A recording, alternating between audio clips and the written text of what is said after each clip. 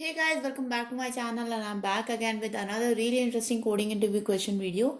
This time guys, we are going to take a dynamic programming question and it is called as longest increasing sequence. Are still multiple companies like Amazon, Google, Microsoft, Facebook, Morgan Stanley and many more.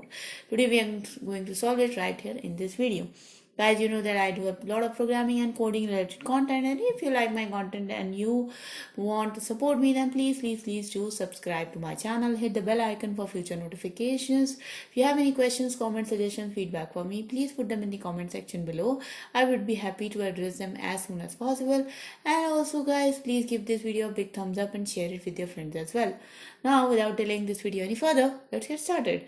First of all, the problem statement is called a longest increasing subsequence. We are basically given an array of numbers here and we want to find out the length of the longest increasing subsequence. So for example, here you can see that 2, 5, 3, 7 and 101. These are all the numbers which are in an increasing order and their length is 4.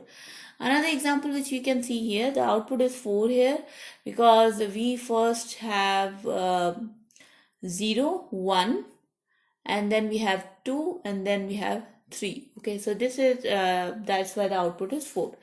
Another example where all the numbers are 1. If all the numbers are 1 guys, then obviously the output is 1. Constraints, the length of the array is from 1 to 2500. Number could be minus 10 to the power 4 to plus 10 to the power 4 and can be come up with an algorithm that runs in order of n log n time complexity.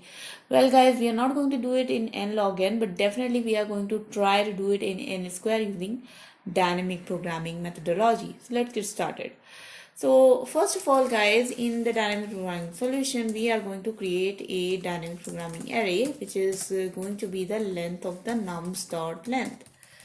So that becomes our dynamic programming array, or definitely the value of the 0th position is going to be 1. 0th position 1 means that if we are at the first element, then the maximum length of the longest increasing subsequence until the first element is only 1 because we have only taken one element. Now we are going to run a loop from integer I equals to 1 to I less than nums dot length and I plus plus, and then what we are going to do, we are going to make the dpi value becomes equals to 1. So initially for each and every number, the longest increasing subsequence will be 1 for each and every number. By default it will be 1, and then we are going to keep on adding this as soon as we keep on finding more bigger numbers. We are going to keep on increasing this ith value. Let's see how. Now we are going to now iterate from j equals to 0 to j less than I, j plus plus. So this is basically going to be from the ith position. We are going to go back into our array and try to find out all the numbers which are lesser than the ith number. So it's basically if nums dot j is lesser than nums dot I. So if nums of j is lesser than nums of I, dpi will becomes equals to, obviously the length of the sequence has to be maximum, so mat dot maximum of either the dpith value or dpjth value plus 1. Okay, so once this part is completed guys, once this for loop is completed, your dpi will contain the maximum subsequence which we have found until the ith element. If this maximum value is greater than the max value, so let's initialize a max variable to 0. So if this max, actually not initialize it to 0, let's initialize it to 1. So if max is lesser than dp dot I value, then max becomes equals to dpi, and finally after both the loops are over, return max value.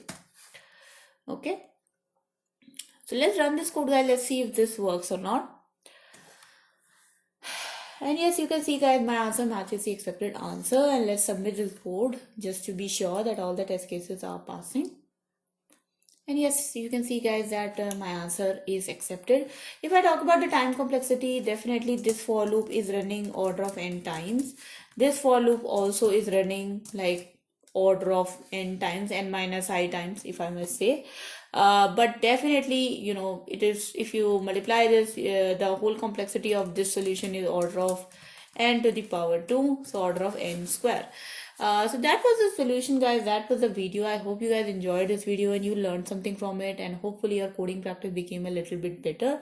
If it has, guys, then please do subscribe to my channel. Hit the bell icon for future notifications. If you have any questions, comments, suggestions, feedback for me, please put them in the comment section below so that I can address them. And also, guys, give this video a big thumbs up and share it with your friends as well. And as per my schedule, I post videos every day from Monday to Friday. So I'll meet you guys next time. Until then, bye bye.